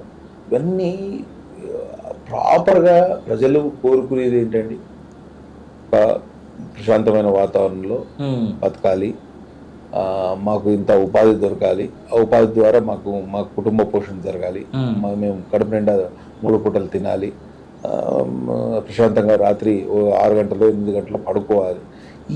ఈ ఎజెండాను మొత్తంగా పక్కన పెట్టేసి ఒక ఆర్టిఫిషియల్ ఎజెండాను పార్టీలు తయారు చేస్తున్నాయి. దీన్ని ప్రజాస్వామ్యవాదులందరూ ఖండించాల్సిన అవసరం. సార్ చివరికి ఒక మాట చెప్పండి, కవిత అరెస్ట్ మీకు పాజిటివ్ అయిందా, నెగిటివ్ అయిందా? కవిత అరెస్ట్ మాకు పాజిటివ్ నెగిటివ్ అని కాదు, కానీ కవిత ఢిల్లీ లిక్కర్ స్కామ్లో ఇన్వాల్వ్ అయి ఉందని చాలా కాలం ముందు నుంచి అనుకున్నాం. ఈ అప్రూవర్స్ యొక్క వీళ్ళ రోలు ఇవన్నీ బయటికి వచ్చి తను అరెస్ట్ అయ్యి ఇప్పుడు జైలుకి వెళ్ళిన సందర్భంలో ఒకటి ఏమైందనంటే, సరే ఒక దుష్ప్రచారం Congress party last assembly election చేయగలిగింది, దాన్ని ప్రజలు కూడా కొంతవరకు నమ్మారు. బీజేపీ బీఆర్ఎస్ ఒకటి, కవిత అరెస్ట్ కావట్లేదు కాబట్టి బీజేపీ బీఆర్ఎస్ ఒకటైన సందర్భంలో ఆమె అరెస్టును అడ్డుకుంటున్నారు. బట్ అనేది ఆ రోజు అన్నమాట.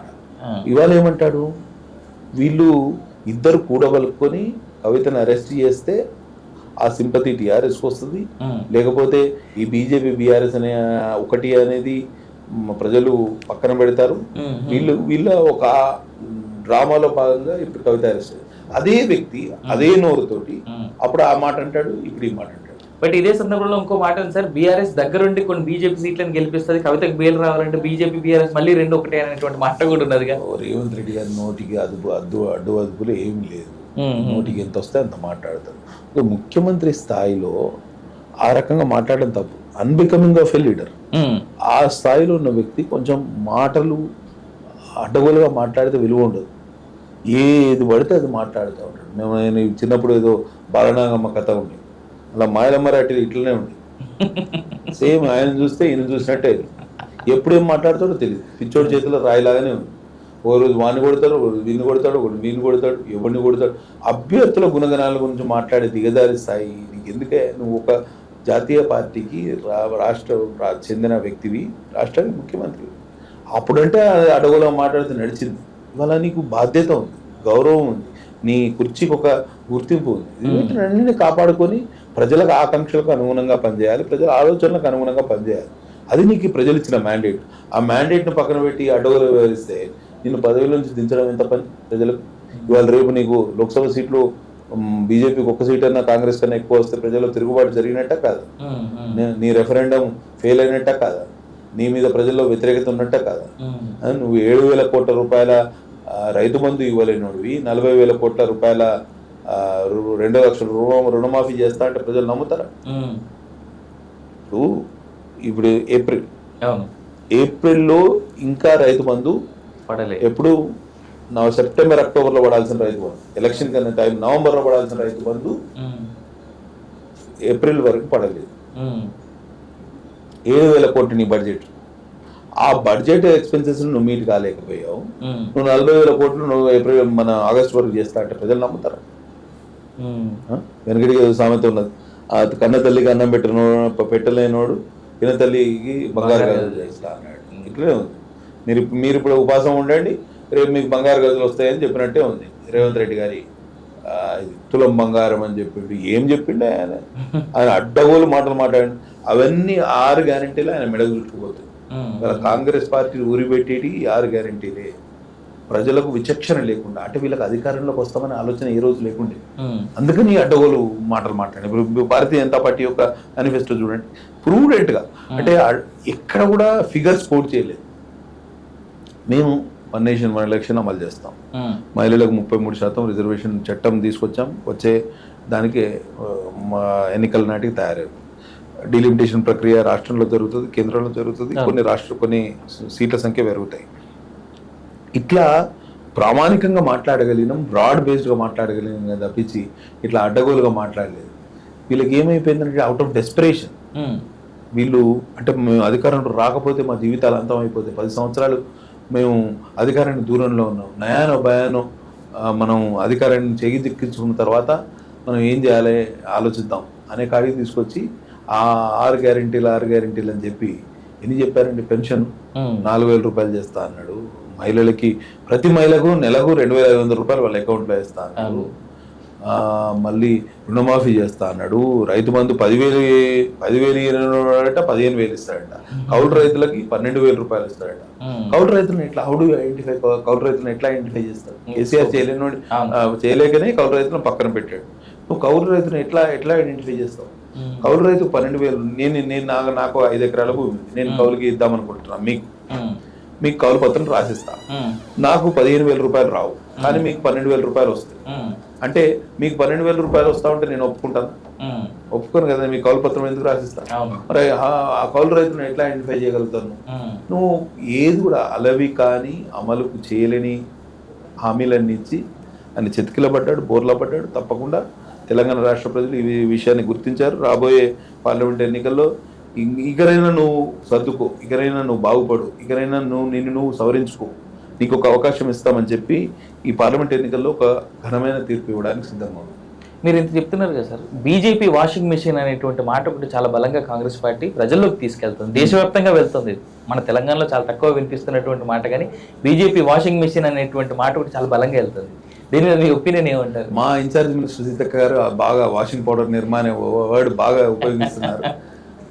అంటే వాళ్ళకి అజెండా లేదండి. వాళ్ళకి ఇవన్నీ అంటే అన్నెసరీ థింగ్స్నే పబ్లిక్లో చర్చకు పెట్టదాం. వాళ్ళు నిజంగా అదాని అంబానీ గురించి మాట్లాడతారు. అంబానీని ప్రమోట్ చేసింది ఎవరండి? ధీరుభాయిని, ఇందిరానే కదా, ఇందిరాగాంధీ గారే కదా. మరి వాళ్ళు ఒక బిలినియర్ తయారు చేసింది ఇందిరాగాంధీ హయాంలో. వాళ్ళు లక్షల మందికి ఉపాధి కల్పిస్తున్నారు. ఈ బిలినియర్స్ అనే వాళ్ళు కేవలం తెలంగాణలో, మన ఇండియాలో కాదు, భారతదేశంలో కాదు, అన్ని ఫిలిప్పీన్స్లో, చిన్న దేశాల్లో కూడా ఉన్నారు. సౌత్ ఈస్ట్ ఏషియన్ కంట్రీస్లో ఉన్నారు, ఇండోనేషియాలో ఉన్నారు, అటు యుఎస్లో ఉన్నారు, ఇటు రష్యాలో ఉన్నారు, అన్ని చోట్ల ఉన్నారు బిలియనర్స్. వాళ్ళు స్వయం కృషితోటి ముందుకు వచ్చి ఇవన్నీ ప్రాజెక్టులు తీసుకొచ్చి వాళ్ళ డెవలప్మెంట్ చేసి దాని ప్రజలకు ఉపాధి కల్పిస్తూ ఉంటే వాళ్ళ మీద కంటగి. కాబట్టి ఒక పబ్లిక్ సంబంధించిన అంశాన్ని పబ్లిక్ ముందు పెట్టి దాని ద్వారా ఓట్లు దండుకోవాలనే దురాశతో మాట్లాడుతున్నారు. ఎక్కడండి? ఈడీ ఇంకా సిబిఐ 95% ఆఫ్ ది కేసెస్లో నాన్ పాలిటీషియన్స్నే టార్గెట్ చేసింది. ఒక 5% పాలిటీషియన్స్ మాత్రమే ఉన్నారు అందులో. అంటే టార్గెటెడ్ అనుకోవచ్చా 5% ప్రాపర్ టార్గెటెడ్ టార్గెటెడ్ అంటే అడ్డగోలు వివరిస్తే టార్గెట్ చేయాల్సిన పరిస్థితి ఉంటుంది. ఇప్పుడు ఇక్కడ లిక్కర్ స్కామ్ లో ఇరుక్కుంది ఎవరు, కవిత గారిని. ఆమెను ప్రాసిక్యూట్ చేయాల్సిందే కదా. సో సేమ్ థింగ్ నడుస్తుంది. మీరు ఆ వాతావరణం 95% of the people are non politicians. సిబిఐకి ఈడీ కేసుల్లో ఇరుక్కున్న వాళ్ళు 95% ఆఫ్ ద కేసెస్లో నాన్ పాలిటీషియన్స్ ఉన్నారు. సో వీళ్ళు ఏం లేదు, వీళ్ళకి అజెండా లేకుండా ప్రజలకి సంబంధించిన అంశాలని ప్రజల ముందు పెట్టే ప్రయత్నం చేస్తారు. రాహుల్ గాంధీ చేసినటువంటి ఎక్స్రే ఏదైతే మాటలు ఉన్నాయో దానికి మీరు ఇచ్చేటువంటి కౌంటర్ ఏమైనా ఉందా బీజేపీ పార్టీ తరఫున? దేశం మొత్తాన్ని ఎక్స్రే లాగా మేము ఎక్స్రే చేస్తాము, ఆస్తులు 45% మీకు 55% వీళ్ళకి అనేటువంటి మాట. దీనికి కంటిన్యూషన్ మోడీ గారు చెప్పినటువంటి మాట.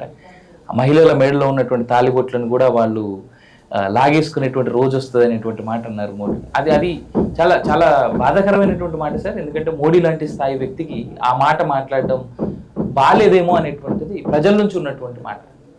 ఇప్పుడు ఎక్స్రే ఫస్ట్ కాంగ్రెస్ ఎందుకు ముందుకు పోలేదో ఒకసారి ఆలోచించాలి రాహుల్ గాంధీ గారు. ఆయన దేశాన్ని ఎక్స్రే చేసే బదులు ఫస్ట్ ఆయన పార్టీని ఎక్స్రే చేసుకుంటే ఇప్పటికే పార్టీ బాగుపడేది. ఎక్కడంటే 2 రాష్ట్రాల్లో అధికారంలో ఉంది, తెలంగాణ, హిమాచల్లో కూడా డౌట్ఫుల్ అనుకుంటా, తెలంగాణ ఇంకా కర్ణాటక. మిగతా 28 రాష్ట్రాల్లో వాళ్ళకి అధికారం దరిదాపుల్లో ఉండేది. ఫస్ట్ ఆయన పార్టీని ఎక్స్రే చేసుకుంటే బాగుండేది.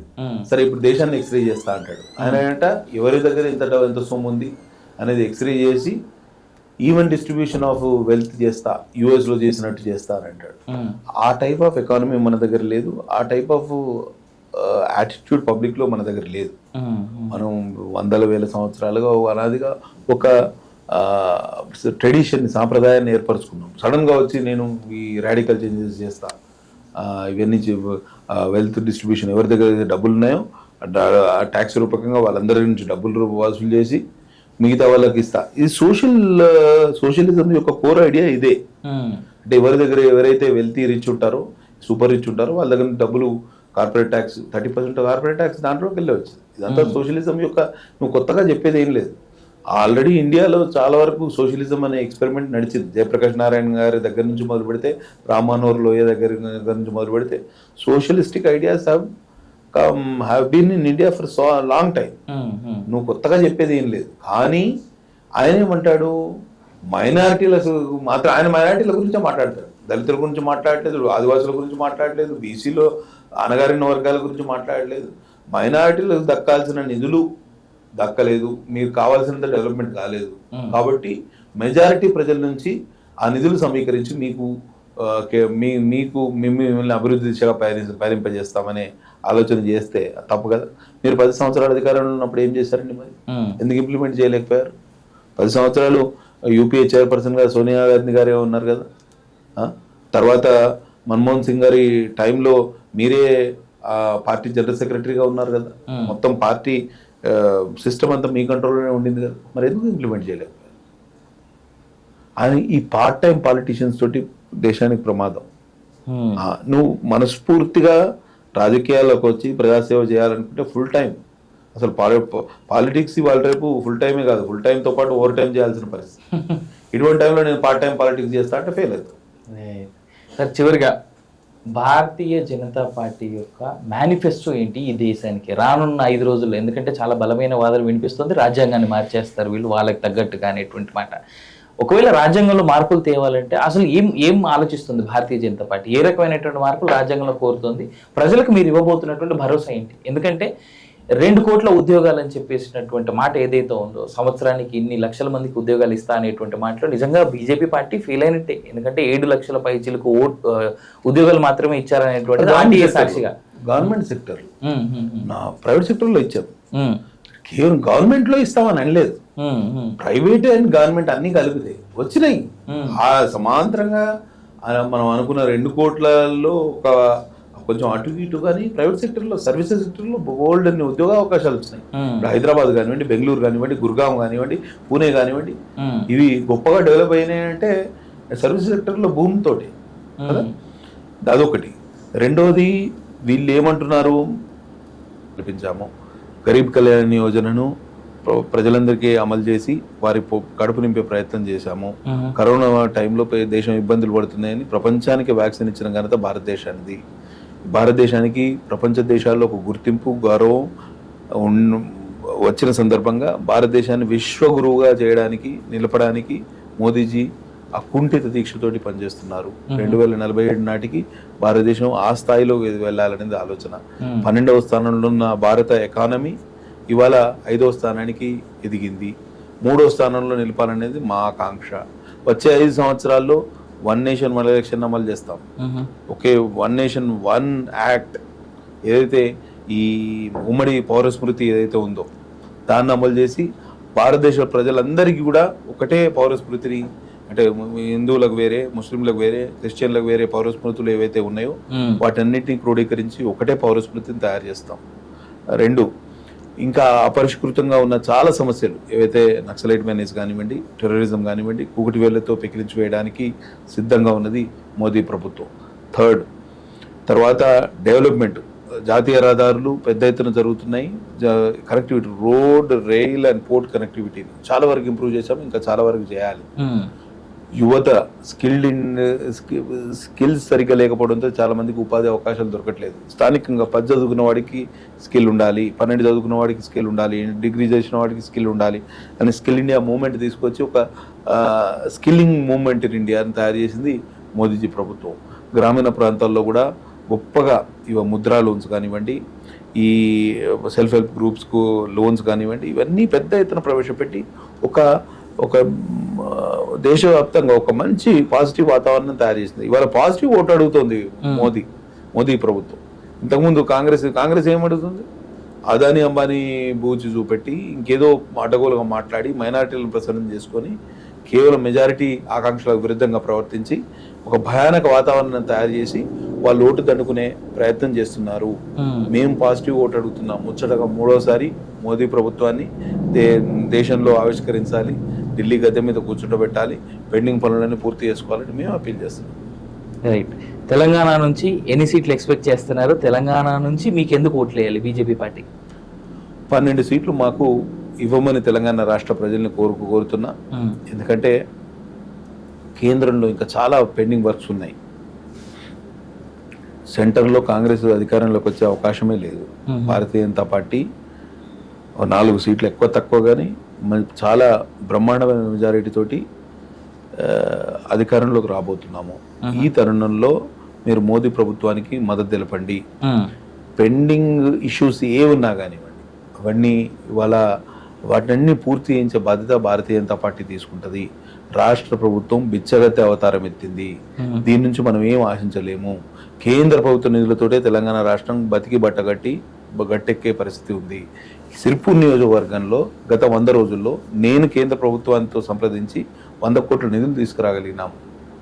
అట్లా అంటే రాష్ట్ర ప్రభుత్వానికి సంబంధం లేకుండా రాష్ట్ర ప్రభుత్వ అకౌంట్ పక్కన పెట్టి సెంట్రల్ అకౌంట్ నుంచి 100 crores ప్రాజెక్ట్స్ తీసుకొని రాగలిగాం. అది కేవలం ఒక ఎమ్మెల్యేగా మీరు చేయగలిగినాం. అట్లా ఎంపీలు తోడైతే మనకు 1000 ఏనుగుల శక్తి మనకు వస్తుంది. మోదీజీ ప్రభుత్వంలో 400 సీట్లలో మన 12 సీట్లు కూడా ఉండాలి. అప్పుడు మనకు కూడా మాట్లాడడానికి ఒక అర్హత ఉంటుంది, అధికారం ఉంటుంది. దాన్ని మనం ఉపయోగించుకొని తెలంగాణ రాష్ట్రంలో ఏవైతే మేము తెలంగాణ ప్రభుత్వాన్ని సహకరించడానికి సిద్ధంగా ఉన్నాం. మీరు ప్రాజెక్ట్ ప్రపోజల్ పెట్టండి. ఇరిగేషన్ ప్రాజెక్ట్ కానివ్వండి, జాతీయ ప్రాజెక్టు ఏదైతే అడుగుతున్నారో, లేకపోతే రోడ్డు అండ్ రైల్ ప్రాజెక్ట్స్ అడుగుతున్నారో, లేకపోతే వేరే వ్యవసాయానికి సంబంధించిన అంశాలు కానివ్వండి, ఏం అడిగినా కూడా 60% సెంట్రల్ అసిస్టెన్స్ ఇవ్వడానికి సిద్ధంగా ఉంది. ఇవాళ జాతీయ ప్రాజెక్టుకు యూజువల్ 60%. ఇవాళ పాలమూరు రంగారెడ్డికి మీరు ప్రపోజల్ పెట్టలేదండి. ప్రాణహిత ప్రాజెక్టు కడతామంటున్నారు తుమ్మిడిహేటి దగ్గర. అట్లాంటి మీరు 60% ఇవాళ యాక్సిలరేటెడ్ ఇరిగేషన్ బెనిఫిట్ ప్రోగ్రామ్ అని ఉండింది ఇదివరకు గతంలో వాజ్పేయి గారి గవర్నమెంట్ నుంచి మళ్ళీ యూపీఏలో కూడా కంటిన్యూ అయింది. అది ప్రధానమంత్రి కిసాన్ సించాయి యోజనగా మారింది. 60% central assistance for irrigation projects planned by state government ఉందండి. మీరు ప్రపోజల్ పెట్టకుండా డీటెయిల్ ప్రాజెక్ట్ రిపోర్ట్ డిపిఆర్ఏ సబ్మిట్ చేయకుండా మీకు డబ్బులు ఎట్టిస్తారు? బ్యాంకులో మనకు లోన్ ఇవ్వాలంటే ప్రాజెక్ట్ ప్రపోజల్ అయితే పెట్టాలి కదా. నువ్వు ప్రాజెక్ట్ ప్రపోజల్ పెట్టకుండా బ్యాంక్ ఎట్లా లోన్ ఇస్తుంది? Central government is also like bank only. మేము డబ్బులు ఇవ్వడానికి సిద్ధంగా ఉన్నాం. తెలంగాణ రాష్ట్ర ప్రజల ఆకాంక్షలకు అనుగుణంగా పనిచేయడానికి సిద్ధంగా ఉన్నాం. కానీ ఛానల్ క్రియేట్ చేయాల్సిన బాధ్యత మీది. అది ప్రజలు కూడా మీకు మ్యాండేట్ ఇచ్చిన సందర్భంలో మీకు అవకాశం ఇచ్చిన సందర్భంలో దాన్ని ప్రాపర్గా యూటిలైజ్ చేసుకోండి. తప్పకుండా మేము మీకు అన్ని విధాలు సహకరిస్తాం. రాజకీయాలు అనేవి ఎలక్షన్లో అప్పుడు ఉంటాయి, కానీ అభివృద్ధి సంక్షేమం ఎజెండాగా భారతీయ జనతా పార్టీ గతంలో కూడా పనిచేసింది, ఇప్పుడు కూడా పనిచేస్తాం. నాకైతే సంపూర్ణ విశ్వాసం ఉంది. 12 మంది ఎంపీలు తెలంగాణ రాష్ట్రం నుంచి భారతీయ జనతా పార్టీ తరఫున పార్లమెంట్లో అడుగు పెడతారు. మేము 8 మంది ఉన్నాం, 20 మంది కలుస్తాం. మంచి ఒక పాజిటివ్ కన్స్ట్రక్టివ్ అపోజిషన్గా మేము ఇక్కడ శాసనసభలో వ్యవహరిస్తాం. మా ఎంపీల నిధులు, ఎంపీ ల్యాడ్ ఫండ్స్ కానివ్వండి, సెంట్రల్ గవర్నమెంట్ అసిస్టెన్స్ కానివ్వండి, చాలా ప్రొయాక్టివ్గా పనిచేస్తుంది. మేము 2 సార్లు ఢిల్లీకి వెళ్తే మేము పెట్టిన ప్రపోజల్స్ అన్నీ అమలు చేశారు ఎలక్షన్ కోడ్ కన్నా ముందు.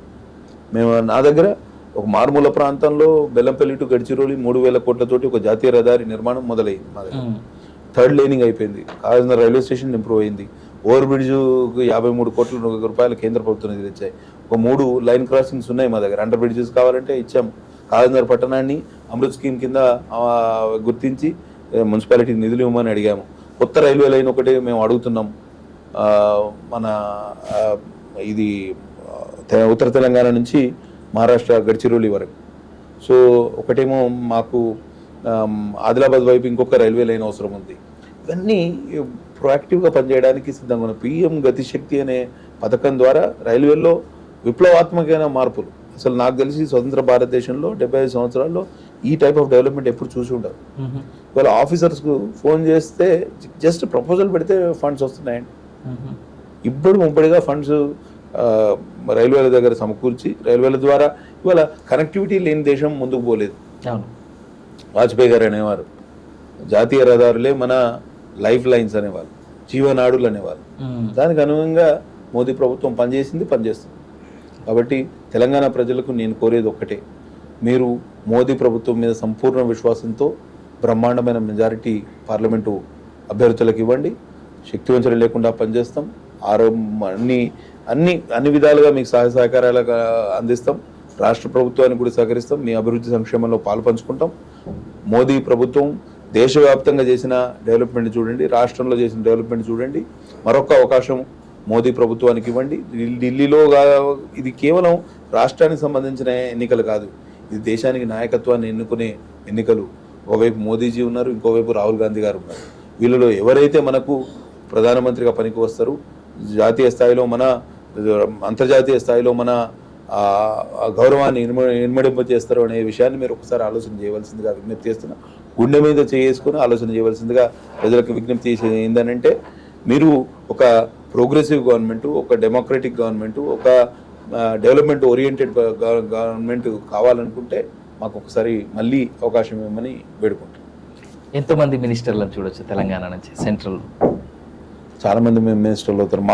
మా మినిస్టర్, మా ఎంపీ గారిని అయితే నేను ఆల్రెడీ ఎంఓఎస్ కింద చూస్తున్నా. ఎందుకంటే ట్రైబల్ కోటాలో మాకు వచ్చేస్తారు. ఎందుకంటే లాస్ట్ టైం వచ్చేది కొన్ని స్థానిక కూడికలు తీసివేతల్లో రాలేదు. ఇప్పటికే మనకు ఒక్కరే కేంద్ర మంత్రి అయ్యారు, కానీ ఈసారి బ్రహ్మాండమైన అవకాశం ఉంటుంది. సౌత్ నుంచి కూడా ప్రాతినిధ్యం పెరుగుతున్న తరుణంలో సౌత్కి ఇంపార్టెన్స్ ఇస్తారు మోదీ. రైట్, చూద్దాం సార్. అయితే థ్యాంక్ యూ సో మచ్ అండి. మీతో మాట్లాడడం చాలా ఆనందంగా ఉంది. Wishing all the best. So ఈ పార్లమెంట్లో బీజేపీ మీరు అనుకున్నట్టుగా మంచి నెంబర్ సాధించాలని కోరుకుందాం. Thank you. సో అదనమాట సిర్పూర్ ఎమ్మెల్యే గారితో మాట మంతి. చూద్దాం తెలంగాణలో 12 సీట్లని బీజేపీ పార్టీ ఏదైతే చూస్తుందో అన్ని గెలుస్తుందా, లేదంటే ఎన్ని గెలుస్తుందా అనేటువంటి జూన్ 4వ తేదీన మళ్ళీ ఒకసారి కలిసినప్పుడు మాట్లాడుకుందాం. Thank you so much for watching. ఒకటి, ఓటేసేటువంటి వాళ్ళకి కానీ ఇప్పటి వరకు ఓటు రిజిస్టర్ చేసుకునే వాళ్ళకి కానీ చేసేటువంటి రిక్వెస్ట్ ఒకటే, మీ ఓటర్ కార్డ్ని ఫస్ట్ నమోదు చేసుకోండి. ఓటర్ కార్డు ఉన్న వాళ్ళు చెక్ చేసుకోవాల్సిన విషయం ఏంటంటే, మీ కార్డు ఉందా లేదా, అంటే యాక్టివ్గా ఉందా లేదా చెక్ చేసుకోండి. యాక్టివ్గా లేకపోతే ఇమీడియట్ రిక్వెజిషన్స్ పెట్టుకోండి. మే 13వ తేదీ ఓట్లు అందరూ వేయండి. అది హాలిడే అని చెప్పేసి ఇంట్లో మాత్రం దయచేసి పడుకోవద్దు. మీ బాధ్యత, మీకు కావాల్సిన నాయకుడిని మీరు గెలిపించుకునే రోజు అదొక్కటే మీ చేతిలో ఉండేది. 5 సంవత్సరాలకు ఒకసారి మాత్రమే వస్తుంది. Thank you so much for watching college TV. నేను మీ అవినాష్ జనగామ, సైనింగ్ ఆఫ్.